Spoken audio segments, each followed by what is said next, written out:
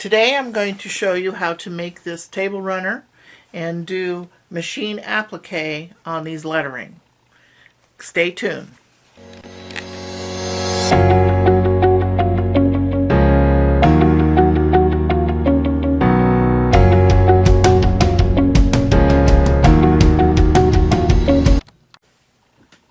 Hi there, it's Lonnie, Crafty Traveler. I'm here to do another video to instruct you on how to do a simple table runner. I've been making table runners for my niece, and she has requested a table runner that I made, this one, which is very simple. It has a main piece of fabric and a strip and a side border. However, the next one that I'm going to actually put on the back of this to make it a reversible table runner will be different. It will be one that has a solid strip in the center with strips along the side and the front and top that look like wood. She's doing over her dining room in a farmhouse type of style. And as well as having the wood grain for the borders of this piece, there will also be lettering in the center that says "Let's Eat." This is her request, so I'm going to show you how I'm going to make this. First of all, I've cut the center piece to be 21.5 inches long by 9 inches wide, and I've pressed it flat, and that will be the centerpiece. The side pieces, two side pieces, were cut with the wood grain going in the lengthwise direction. The side pieces were cut at 21.5 inches long by 3.5 inches wide. The grain of the fabric and the grain of the wood go the length of it. The top and the bottom pieces were cut cross grain so that the grain of the fabric is crosswise, as well as the grain in the wood pattern is crosswise. And these are cut at 14.5 inches long by 3.5 inches wide. I'm also going to be using my FOF Passport 3.0 machine, and I'm going to be using a 1/4 inch seam to sew these. First, I am going to sew the longer pieces to the side of the fabric.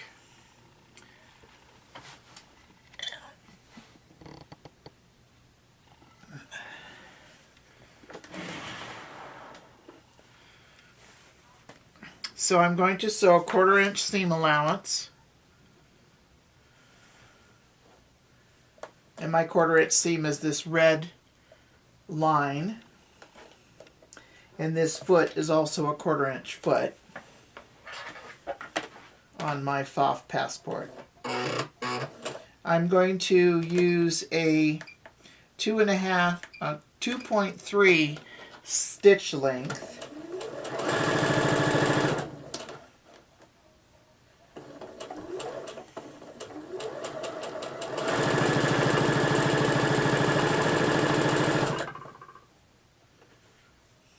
I don't usually use pins. Sometimes I use clips. But for this project, I don't think I need to use any. I can hold the fabric together.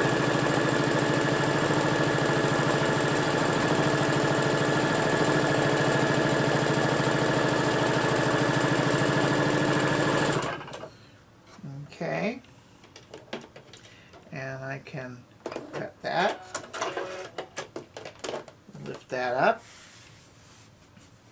So there is that piece. Now I'm going to press this, and the way I like to press is by pressing the seam flat first.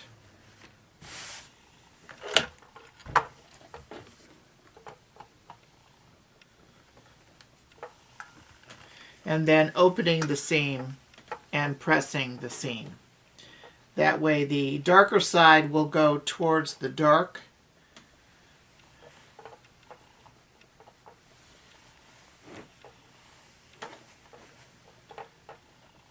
Okay. Now I'm going to sew the other strip.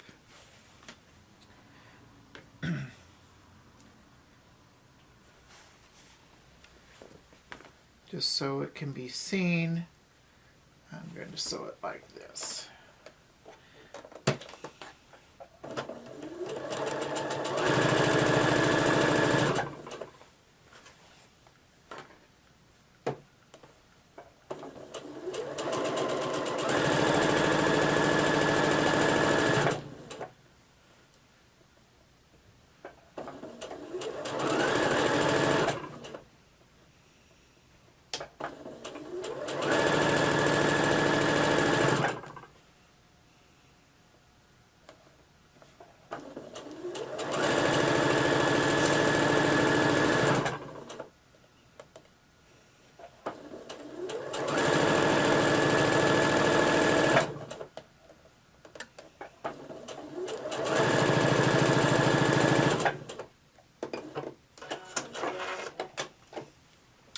And I'll be pressing that again the same way. I love this little iron, cordless iron, and then I don't have to worry about cords getting in my way. And it does get very hot on the hottest setting, the cotton setting. Okay. So there are the sides sewn on the centerpiece. Now I'm going to do the top and the bottom.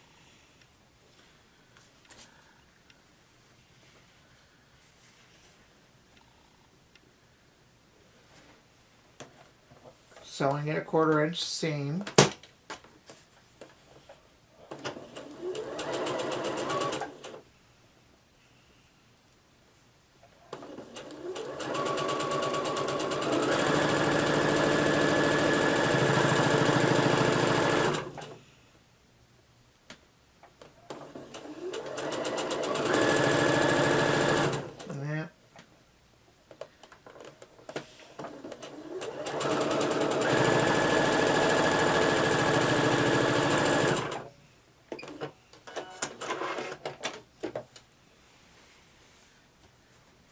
Okay, and press that.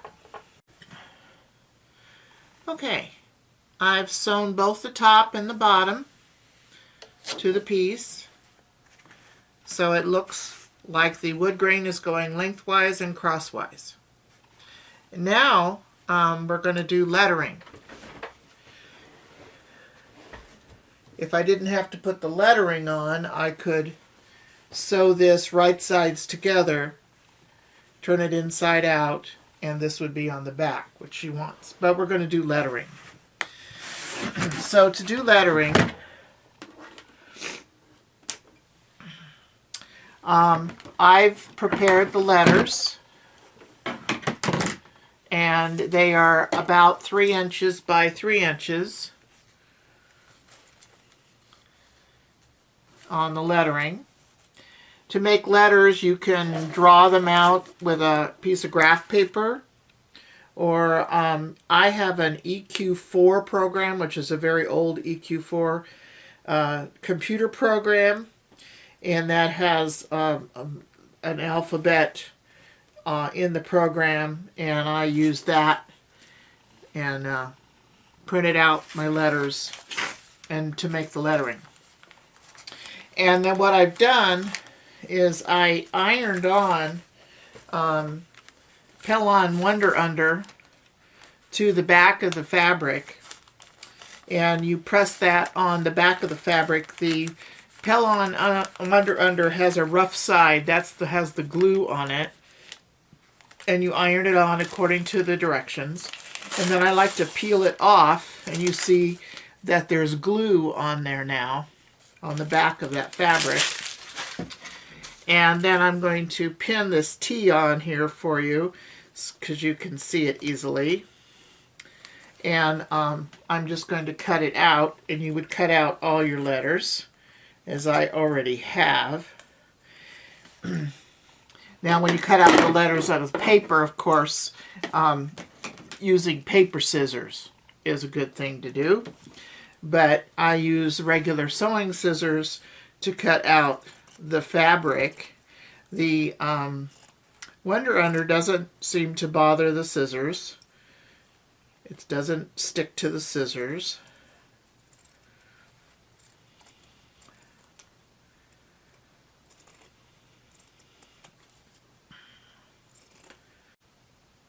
Okay, after the letters have been cut, and I folded this in half lengthwise and widthwise, I'm going to place the the letters out, and because the letters are rather large, I'm going to do it a little differently.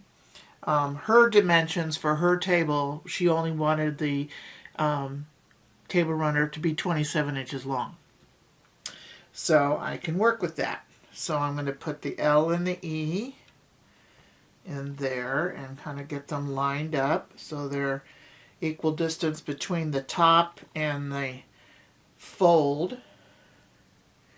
And then the T will be here, closer on the other side of the other folded line. And I have a little apostrophe that I just kind of freehand cut. And then the S will go on here at the end.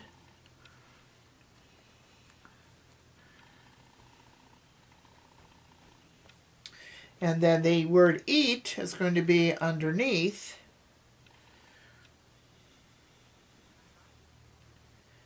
A little more, a little different placement so it can be seen a little bit better. So I'll realign these a little more. And then I'm going to iron them down. And then I will be stitching them down with a very close zigzag. So I'm going to press these down. According to the directions, you press for about 5 or 6 seconds. And that gives it enough to hold them down so that when I'm stitching them, they will stay in place. You still have to stitch them down because just ironing them down won't work if you're going to be using this table runner and washing it.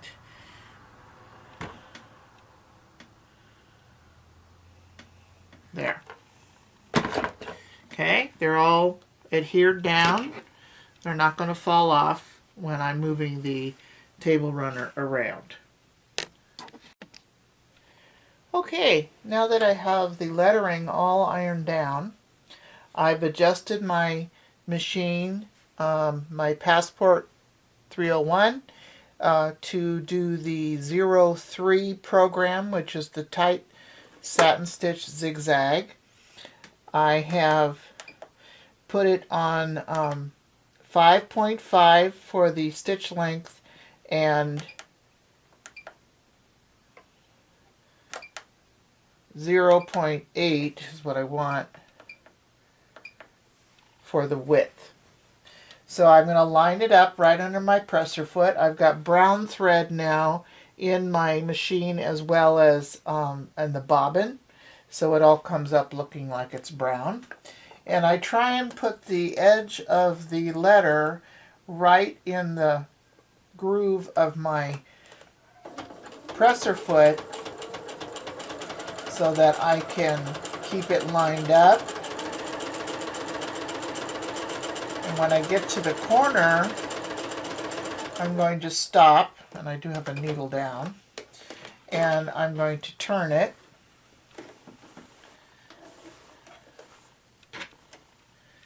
So that I can get to that angle. I'm going to have to bring my needle up here. Bring it back to that angle. and then bring it back down again to the straight part of the L.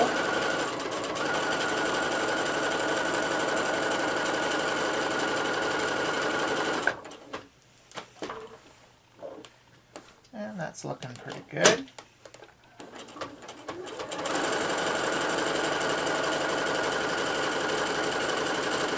The faster you go, the more even the stitches are. At least that's what I've found out. Oh, looks like my thread. Okay, I've rethreaded, and I'm going to come down along this side of the L again.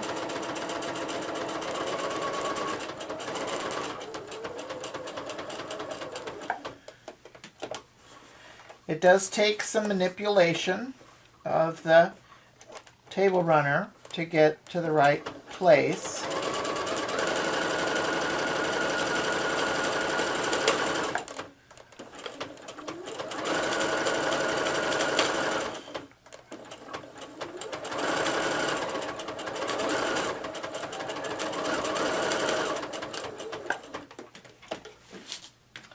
And around again.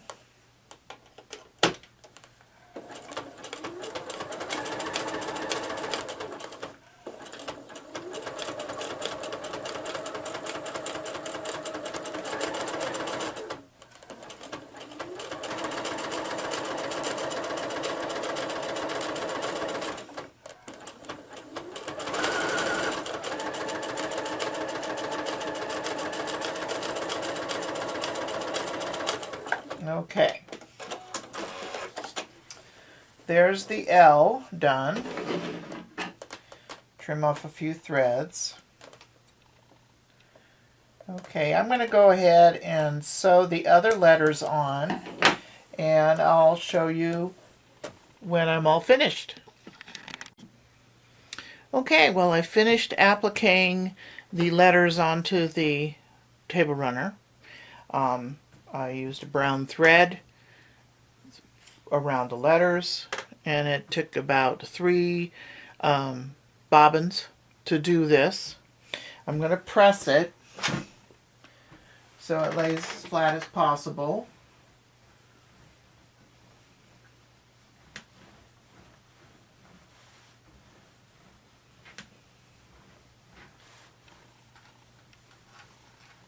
And then I'm going to lay the daisy top on top of the letter top, right sides together. And I'm going to use these little clips to clip it together. I don't care to use pins. They poke and sometimes get in the way. So I'm just lining this up. Now I have to remember to leave a spot so I can turn it, and I'm going to do that with a pin just so I know where I want to turn it. I'm going to do that. Okay.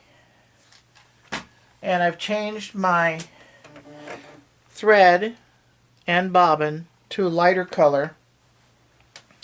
I'm also going to start there on the seam, not at a corner, then it's easier to manipulate. So I'm going to sew a 1/4 inch. Let's change this all around.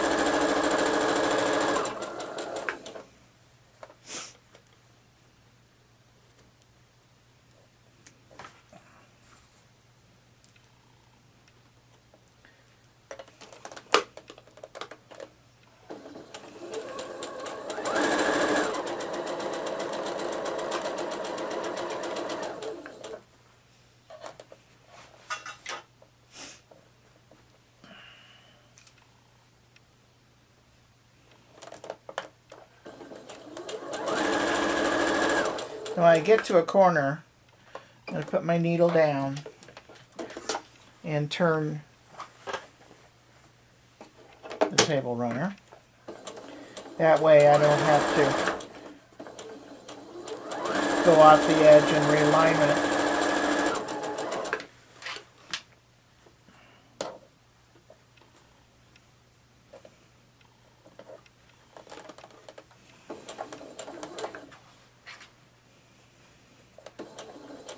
Now, I'm not using any batting. That's per my niece's request. After making a couple with batting, she decided the batting was too puffy, even though I used low loft cotton batting, so no batting.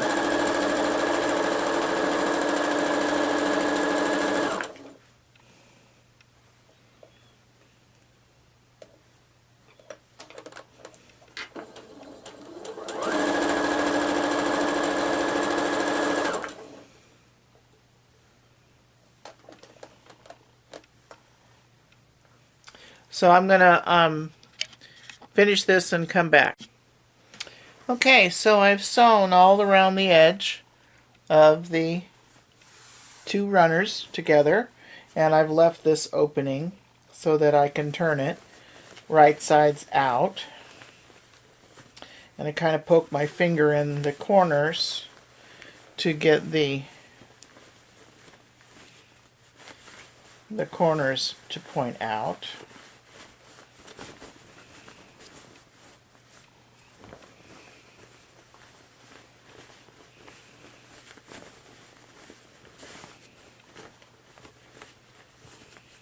Oops, I missed that one. Gonna have to go back and do that one. Once in a while, there's a miss. And it happened to be right at the corner there. So I'm gonna sew that again. Okay. Hopefully that's got it now.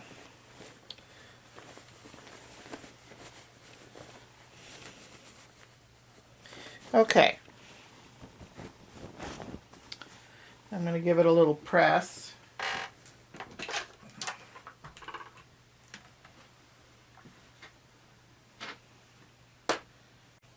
Okay, all pressed flat. Now I'm going to sew around the edge about 1/4 inch just to close this opening. And I've changed my bobbin to brown so it will match the back side, the brown side. And then there's a lighter color on the top. So I'm just going to line this up and hold it there and stitch right along the edge.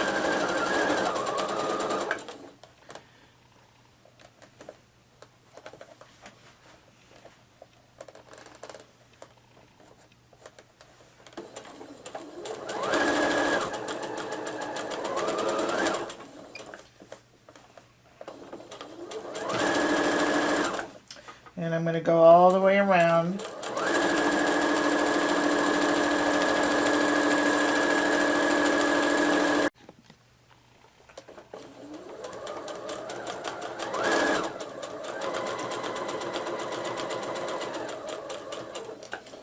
Okay, last corner.